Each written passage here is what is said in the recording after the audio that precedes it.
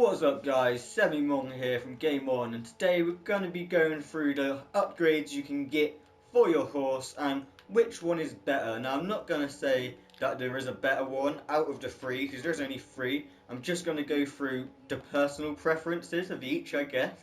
I mean, you can see you've got carry capacity, stamina and speed. Now you can upgrade this once every 20 hours, yeah, because I literally just did it. You can see it counting down at the top. And I've mainly spec'd in speed. Now these two I'm going to go through in just a second, but I'm going to start off on carry capacity.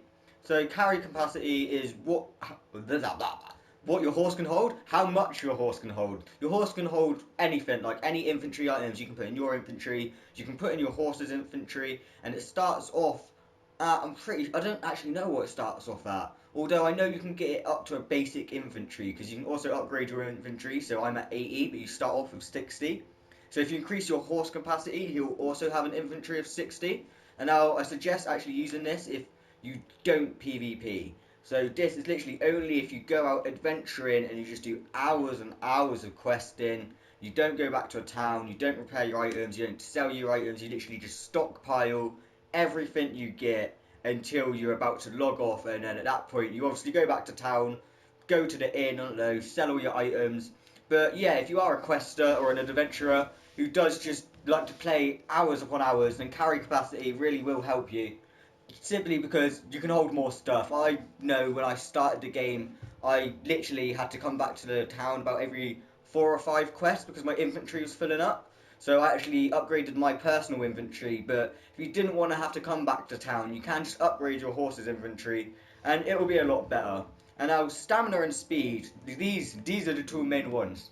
So I've spec'd in 16 points in speed, so that's 16 days, yeah, 16 days, and I spent another 6 on stamina.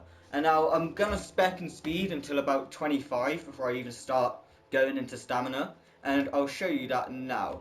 So speed obviously determines how fast your horse runs. I was about to say walks, no, speed determines how fast your horse actually walks. So if we just show you now, let's line up here, and let's just time how long it's gonna take to get us to the end of this bridge. You can see I'm sprinting, my stamina bar is going down.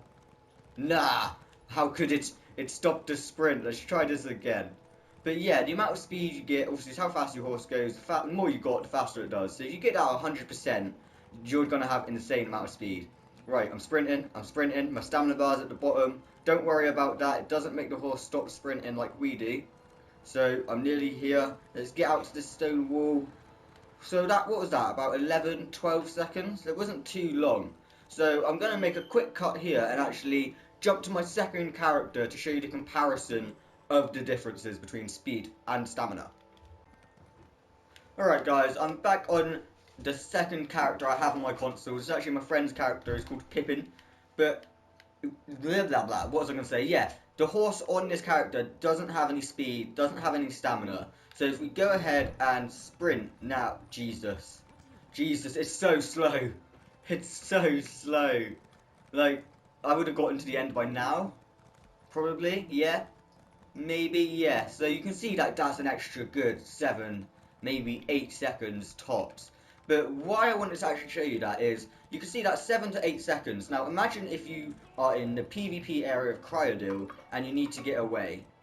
That's simply because if you mount up, you can't mount up in combat, so you'd have to first get out of your battle, and this is where speed comes into hand. So if you mount up and you've got max speed, like you've got 100% speed, you can just peg it, you can literally book it. So right now I'm mounted up, I'm going. Now imagine if you got 100% speed, or even on my other character 16% speed, you would literally be flying down this road, compared to having 0 speed, or a low amount of speed, I say up to 10 levels. Past like 10%, it really does start to help you out.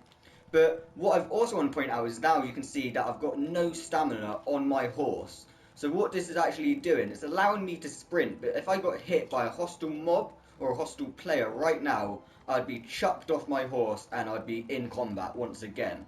So this is where speed sort of gets the edge over stamina, because you're in a battle, you could mount up and you can run away with your speed, but if you've got low stamina and you get hit, you're going to get hit off your horse. So a mixture of the both is good, but obviously you want to get away faster and you want to get out of the war zone as quick as you can.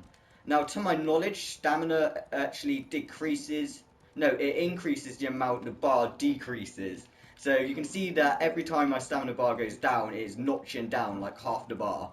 And then there more, good third. Like it's going down so much. For every point you put in stamina will decrease that.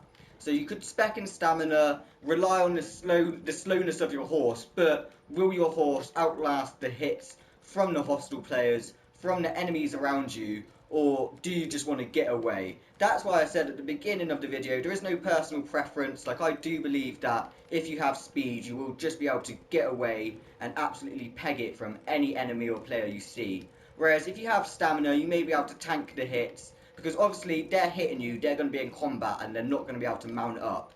But if you've not got the speed, you're going to be trudging along, just taking hits until you get out of their combat range. So for melee fighters, that's okay. Like, their combat range is like 5 meters, unless they have any special abilities.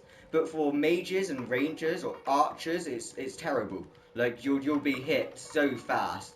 So that's why, yeah, I do suggest to just spec in speed, guys.